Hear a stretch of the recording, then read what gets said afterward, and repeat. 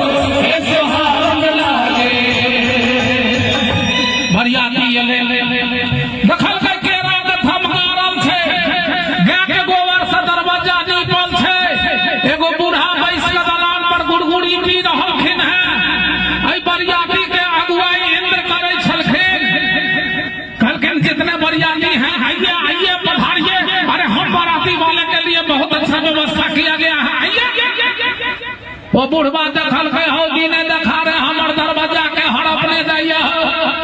वो कहे छे बुढ़वा सरकार अपने सरकार छिए, अरे हम बरात वाले हैं, अयोध्या से आए हैं।